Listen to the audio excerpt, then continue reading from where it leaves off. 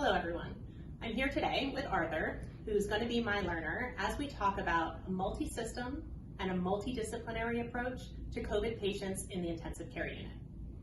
We're going to primarily address the ABCDEF Liberation Bundle that's been created and forwarded by the Society of Critical Care Medicine, among other societies. We are going to, however, change it a little and add a little for what applies to COVID specifically. You up for it, Arthur? I am. All right, awesome. So to begin with, most important thing for everyone to keep in mind is that high quality ICU care is high quality ICU care. The caveat is that you need ICU resources to make that happen. So keep that in mind. But another really important factor is that the more that we can protocolize our care, the better off our patients are going to be. Okay? So when we talk about ABCDEF, the Society of Critical Care Medicine is talking about assessing pain as step number one. Okay? And that's fine, but for COVID, I just want to add a little bit to that, which is maybe not as much of a pain issue, but I want you to keep in mind cough, and I want you to keep in mind dyspnea, because those may really be sort of the larger pain equivalents in COVID patients. Has that been your experience? It has, very much so. Okay. Anything else you want me to add to that? Those are the key points, and just making sure that they are comfortable and that you're going and assessing their pain on a routine basis. Okay, perfect. All right, so our next step, we're generally talking about patients that are intubated and sedated already. And we want to do what we call spontaneous awakening trials and spontaneous breathing trials, and we want to coordinate them and do them together. So no matter what's going on with your patient, unless their oxygen status will absolutely not tolerate it, we want to go ahead and do these on a daily basis. So we want to stop the sedatives that your patient is on completely and let them wake up and get a good exam, right? And if we're able to do that, they're able to have a good exam, then we want to move into seeing if they're going to be able to tolerate taking the breathing machine away if they're on a breathing machine. The thing that I want to add to this, just to keep in mind from a COVID standpoint, is we're not off the bat early intubating all of our COVID patients like we thought at the beginning of this pandemic. So keep in mind that our patients may be on high flow nasal cannula. They may be on non-invasive positive pressure ventilation. Whatever it is, we always want to make sure that we're not over-oxygenating them, but we are keeping them safe and comfortable. Okay? All right, awesome. So when we get into C, this is where I really want to add some things for COVID specifically. Okay? So when we talk about choice of drugs in ABCDEF, we're talking about the choice of drugs for pain, for sedation, for delirium. And that's great, and it's super important to think about. You want to think about your risk of delirium with any drugs you choose. But you also have to keep in mind with COVID, you have to check your hospital supply. And you can only use what your hospital has, right? Okay, you had a smile. You were thinking something there. What were you thinking? No, we just ran into some shortages of drugs that we're using routinely, and so we had to get creative sometimes to make sure that we got the correct amount of sedation, not too much, not too little, even if it's drugs we don't always use. Yeah, and you have to be checking that on a daily basis to understand what your hospital supplies are in the course of a pandemic. Great point, thank you. Okay, so choice of drugs, still super important. But what I want to add here is communication and coordination. And what I want to add that for the coordination part, we talk about coordinating our spontaneous awakening trial and our spontaneous breathing trial. But now I want the multidisciplinary team to coordinate with each other, because everyone needs to go in the room as many times as needed, but not more, right? And so if your nurse starts her spontaneous awakening trial and you're not there to evaluate the patient, that's going to be a problem, right? So we need to make sure we're coordinating with everyone else on our care team, right? Okay. And then as far as spontaneous breathing trial, coordinating with our respiratory therapists for doing that. Okay, so coordination is key. But communication, Arthur, tell me about your experience with communicating in an N95 and a positive pressure suit in a patient's room with other people that are in that same getup. What's that been like for you? It's been incredibly difficult, especially with the beeping going on as the patient's breathing, maybe triggering the ventilator. the noise becomes difficult. You're having to basically shout at each other to make sure you can hear through the N95, through the PAPR. Yeah. And so having this clear, concise communication and good closed loop communication becomes even more important than normal. Absolutely, right? We can't read each other's lips anymore behind our N95s. We can't hear each other's tone of voice. We often can't hear each other at all if there's a lot of oxygen going in the room and other machines beeping like you're saying. So we really need to figure out ways to handle this ahead of time.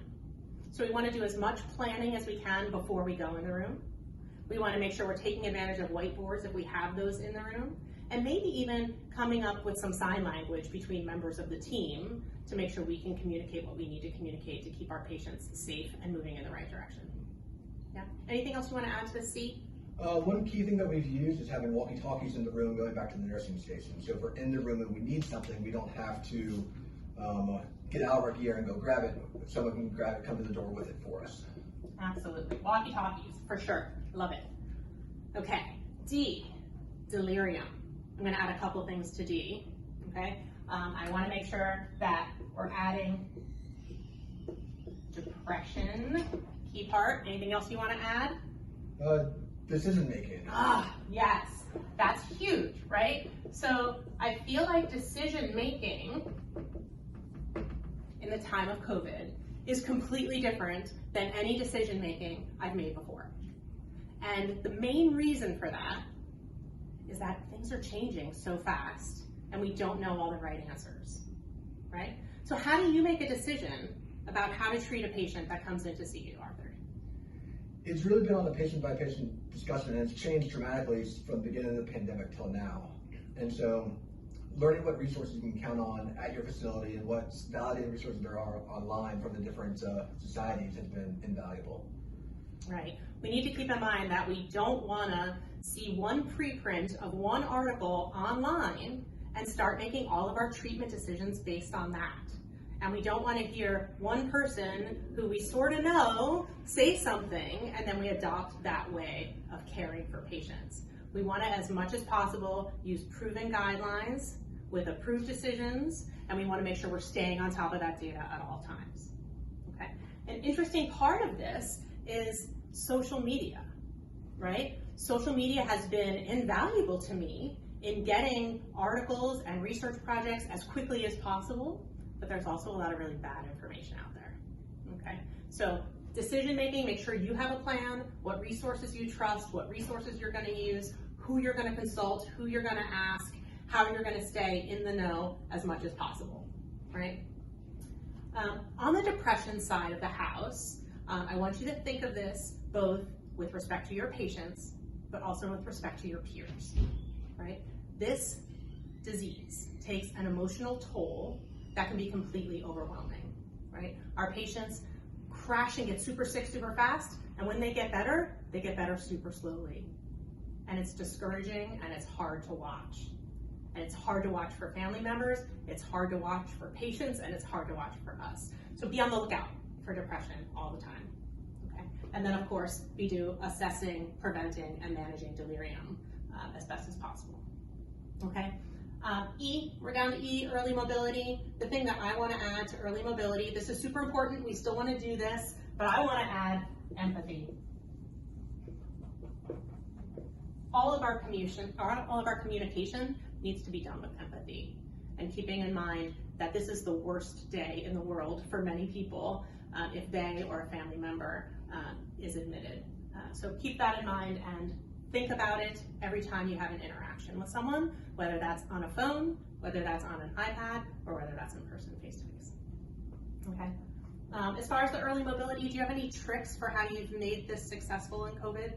It's been more challenging because of the isolation that has been imposed on all these patients. And so a lot of it comes down to the coordination. Is every time someone goes into the room, they're working on getting the patient mobile, whether it's flutter kicks in bed, standing them up, or even walking around the room based on what they can do.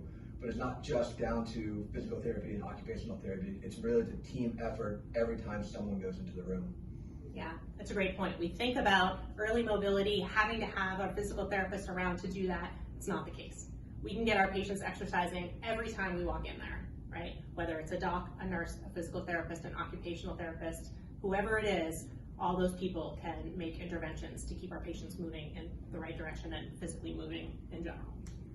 Okay. Another thing with that is encouraging the patients to auto-prone before they get too sick to do it. Yeah, that's a great point. Tell me what you mean by auto-proning. Early on, when they're having a mild oxygen requirement, if they lay flat on their stomach for a period of time, we see an improvement in their oxygenation. Yeah, I think it sounds a lot less scary if you just call it adult tummy time. So adult tummy time up here is what we like to call it. But yeah, absolutely, that's a great point. Proning as much as we can get people to prone ahead of time to try to prevent the progression of disease is key. All right, final thing is family. Right? We have a lot to say about family. We'll probably make a whole nother session just about family, right? But there's a few key things that I want you to keep in mind here. When we talk about family, normally we're talking about the patient's family. But now I also want you to think about your whole ICU family. Okay? Because everyone is struggling, everyone is working their butt off, everyone is doing the best they can in all ways. Have you had any situations out there where you've had to have end-of-life conversations with family members over the phone? Unfortunately, frequently. Yeah, tell me what that's been like for you. It's tough. A lot of times in the past, the family's been at the bedside watching the progression of the disease, and you're having conversations in person on a daily basis. With this, they're bringing them into the ER, and then they don't see the patient again. And so any knowledge of what's going on is coming from you just by voice. And so having to describe what's going on, describe it in a way that they understand it, and then come to an empathetic discussion of what the next step should be is a challenge I don't think many of us anticipated before the pandemic. Yeah, it's really, really difficult. It sort of changes everything, right? They don't see the patient there in front of them. They can't really understand what's going on. I feel like for every procedure we do, every treatment we offer, it completely changes the informed consent discussion, right? And then on the other end of that, keep in mind too, family members often can't see each other either.